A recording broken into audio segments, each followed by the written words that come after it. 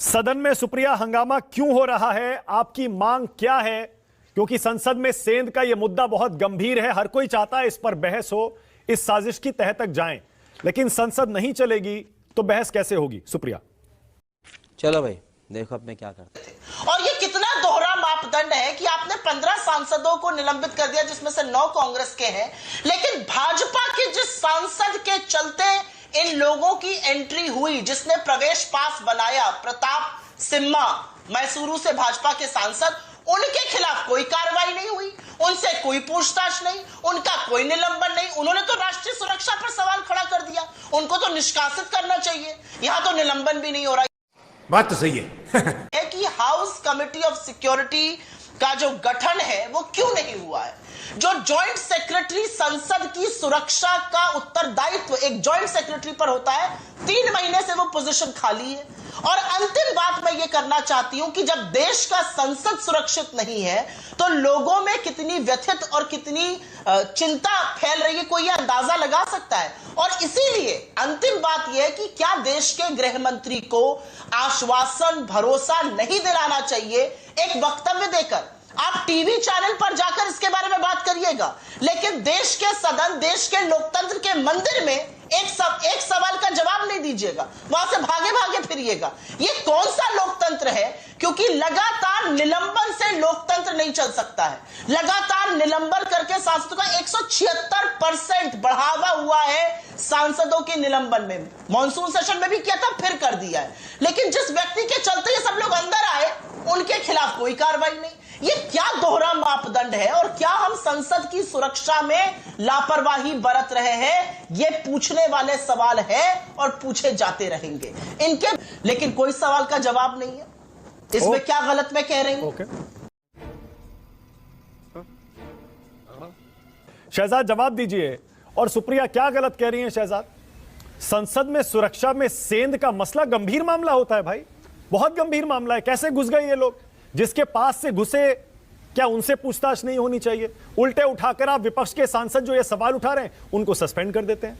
तो कहते थे ना ये नई संसद आपने बनवाई है जो कि पुरानी संसद से 10 गुना बेहतर है, यहां सुरक्षा 10 गुना बेहतर है। कांग्रेस की सरकार में हमले होते थे, आपकी सरकार में हमला नहीं होता, परिंदा पर नहीं मार सकता।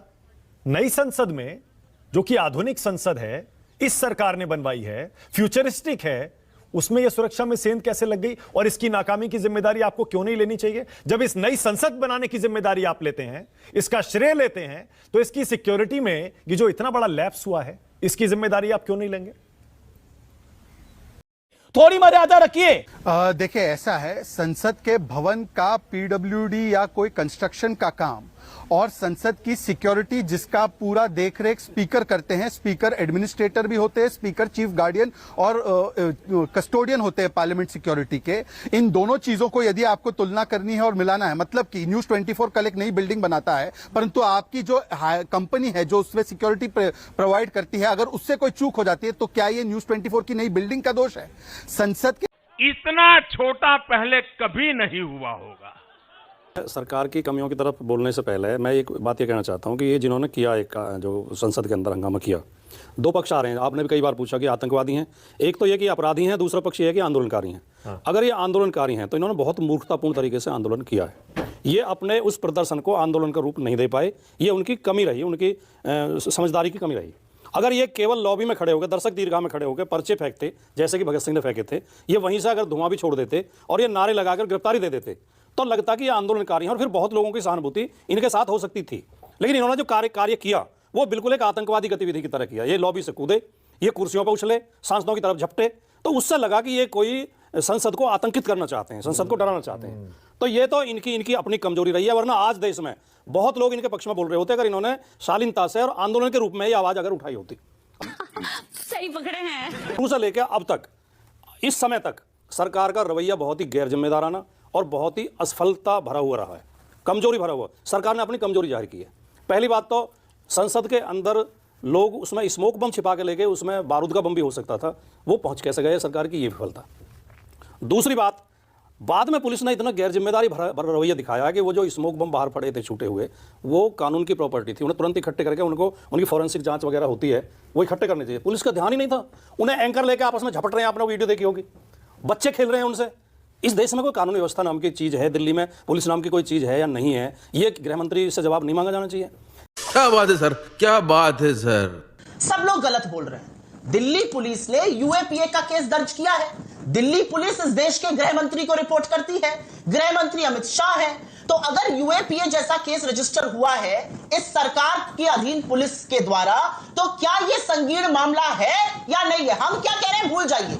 देश की सरकार आप चला रहे हैं, सुरक्षा की जिम्मेदारी आपकी है। इसलिए सवाल भी आपसे है कि अगर यूएपीए जैसा संगीन आप केस कर रहे हैं रजिस्टर, तो फिर तो आपको सदन में आकर देना पड़ेगा बयान, क्योंकि 74 के भारत में और 23 के भारत में और सुरक्षा में बहुत अंतर है। हम जानना चाहते हैं कि इतनी बड़ी जो सेंधमारी हुई देश की सुरक्षा में वो कैसे हो गई। दर्शक दीर्घा में आप फोन तो लेकर जा नहीं सकते, छोटी पानी की बोतल लेकर जा नहीं सकते, धुएं के कैन आप कैसे लेकर चले गए? और मैं करवाली बेइज्जती। आप सारी बातें 1 मिनट के लिए भूल जाइए। वो लोग अंदर कैसे आए?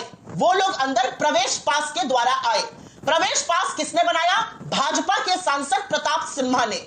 अगर यही पास किसी विपक्ष के सांसद ने बनवाया होता तो क्या भारतीय जनता पार्टी इंतजार करती उनसे पूछताछ करने का? यह मेरा बहुत ईमानदारी वाला सवाल है। उनसे पूछताछ होगी, देखेंगे।